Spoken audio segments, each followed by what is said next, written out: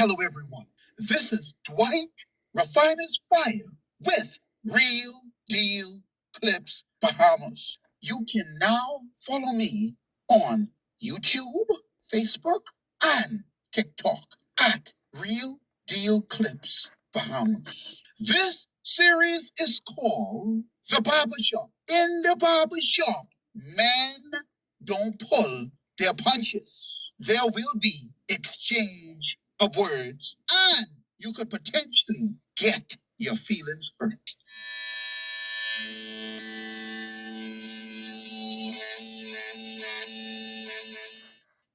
And bear in mind now, we have arbitrage going on, meaning that there's a price difference between the spot price on the contract and what the actual commodity could be sold for.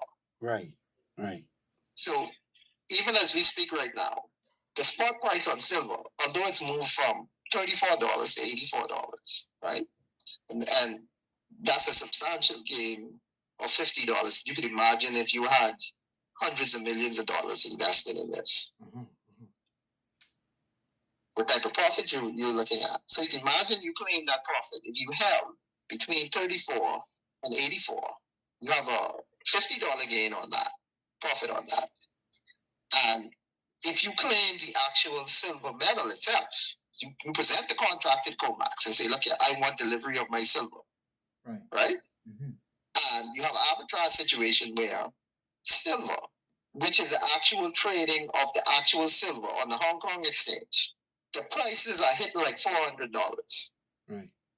So imagine you already have a $50 profit on the contractual obligation. So you go and claim that contract, right? And you go in and say, I want actual delivery of the silver. When you get delivery of the silver, don't forget, you got it for $34. You could take the $50 profit, or you could take the actual silver and present it to the Hong Kong exchange and get $400. What do you think people are going to do? They can present it to the Hong Kong exchange. So the silver market is exploding now because you have arbitrage going on. People want to claim the actual silver so they can present it to the Hong Kong exchange or hold it, expecting for the price to shoot up further. But people who want to cash out, they want to engage in the arbitrage. So they want the contract. They want delivery on the contract so they can actually have the silver metal and present it to the Hong Kong exchange. Because on the Hong Kong exchange is a $400 price on that silver. Right. So most people are opting to do that. But the COMEX, don't forget, they were engaged in fractional reserves. And they did that on steroids. So the banking system has fractional reserves. All banking systems have this, even in the Bahamas with the local banks. Right. For every dollar that the bank takes in, they can lend $9. Right. So you can imagine, for every ounce of silver that the COMEX had in their vaults, they leveraged that 160 times. Because and you say, well, why would they do that? The paper exchanges, like the COMEX and the big banks that operate in that space, they always have the ability through the paper contracts to suppress the price. Take the opposite side of the trade. Right. To suppress the price. Right. So whenever there was an actual move made on silver for it to go up to the paper contracts, all they had to do was print some more contracts on the opposite side of it and hammer the price down. But the big banks, they lost their ability to do that now because there's a paper demand for silver and there's actual demand for the metal. Because don't forget, silver has industrial use for this new green revolution. Right. That's going to determine who will be the leader of the movement going forward. So imagine all of this is going on now, right? And don't forget now, let's go back to the banks now. So these banks are leveraged 160 to 1. So you'll find banks like JP Morgan, they're trying to get out of their positions. Right. But they can take a huge loss on this. But don't forget who JP Morgan is. JP Morgan is the bank's bank. So if you have an account with Bank of America in the US, or Fifth Third or what those other banks. If you've lived in America, you would know, all of these retail banks, outlets. JP Morgan is the banker to those banks. So if JP Morgan goes down, this is what you call counterparty risk. It affects the more smaller retail banks. JP Morgan is the bank for even Bank of America. So imagine the impact it would have if JP Morgan isn't able to fulfill the needs of the delivery cycle where people are claiming on the silver medal. And then you have banks like JP Morgan and Goldman Sachs. They have what you call and I'm taking you into the background of, let me just rip the curtain down so you can see what happens in the background with these big banks. These big banks, like JP Morgan and Goldman Sachs, they engage in what you call overnight repos. So if JP Morgan fall short on a liquidity event, they can always go what they call the overnight rate, where they can just go when the markets are closed and borrow billions of dollars from a bank like Goldman Sachs. Now, Goldman Sachs, let's say if I'm Goldman Sachs, and every now and then, we lend money to one another, and the range is like $200 billion on the overnight rate, right? But all of a sudden now, JP Morgan comes to us, and they ask for $700 billion. Ooh. Don't forget now, you're in the market too, so you know what's going on with silver. So they call them market makers, and they get to see what you call the inside price. Imagine it being a computer terminal with firewalls, and you're able to see behind all the walls. You have a complete picture of what's going on. The retail person who's listening to CNBC or whatever, they never get to see behind the firewall, so they don't really know what's going on. They have to accept what these big media outlets tell them. But the big boys getting the actual picture of what's going on. They know exactly what's going on. You don't, but they do. And these major players, and don't forget, we're talking about like BlackRock has over $10 trillion under management. All of these banks are aware that JP Morgan is trying to unwind this position that they have where they've leveraged 160 to 1. All of these banks are aware of that. And so JP Morgan will have to do a few things. They will have to sell some other assets they have at a discount rate in order to fulfill these obligations. Or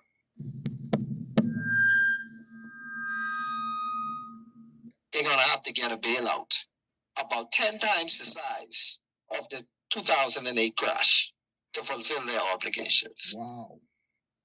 And this is going on right now in real time. So why am I saying all of this? You're getting a glimpse of the future in terms of a paper market versus the real market. China has the actual commodity. Right. And that's what you call the BRICS system. Right. And they've set up a blockchain system that's far more efficient than this old SWIFT system. So the SWIFT system right now is like, when the phone first came out and you had those big phones with that analog and thing. Yeah, those big phones. That's the SWIFT system. Right. That the Americans function on. Them brick phones. Call them brick phones. Big brick phone. Yeah.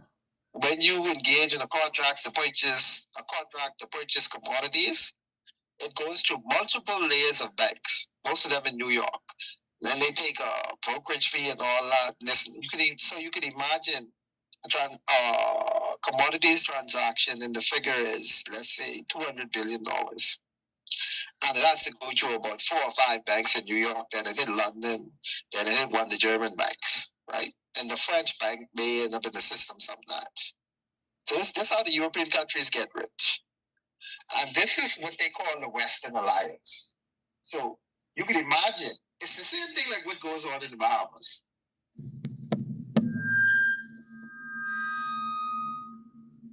Contract gets issued, it gets inflated, and then a bunch of people got to eat off that before the work actually gets done. It's the same system we have. Right. But you can imagine big players doing it. So if you want to engage in a transaction for commodities with the SWIFT system, it goes through multiple layers of banks. French bank, a German bank, all those Eastern Bloc countries, and then the Americans. It's about 3 banks in New York, and all of them get 2%. 2%. Yeah, it ranges between 3% and like what you call basis points, which is a fraction of a percent. So you're talking about like from 3% to like 0.0%, what you call a basis point, 200 basis points, right? Mm-hmm. So you can imagine a system where you do a transaction that goes to about 4 or 5 banks, and all of them get paid before this transaction is concluded. And the transaction takes 2 or 3 days, right? And then the American government have the authority, because don't forget, you engage in these transactions, you're using the U.S. currency. The U.S. government can determine whether or not they want that transaction to go through. Ooh. So if the Americans don't like you, and you're trying to buy, let's say if you're trying to buy commodities, and let's say it's uranium, and they think you're trying to build a nuclear weapon or whatever, and uranium has multiple use cases, because you can use it to generate electricity and all these other kinds of stuff, right? Mm-hmm. So you can imagine if the U.S. government see a transaction going on for uranium, and they decide they don't want you to purchase that uranium, they could block that transaction. That was the kind of authority that the U.S. government had. And not only that, you see all of these banks that are involved in this network when you want to do a commodities transaction, mm-hmm. You actually have to put up collateral in all these banks. And you know what the collateral is that you have to put up in all of these banks? U.S. Treasuries. Mm-hmm. You see why the Americans have the ability to just keep printing money? Because the world needs commodities. And as long as they engage in those transactions in commodities, they need to have that collateral. And the collateral is U.S. Treasuries. And then guess where they got to go to purchase the U.S. Treasuries? They got to go to one of the big boys, J.P. Morgan, Goldman Sachs, all of them. So there is a system that goes on that controls the U.S. currency that Americans, well, if you're not a part of the system, you would understand it. That the regular man will never understand what's going on.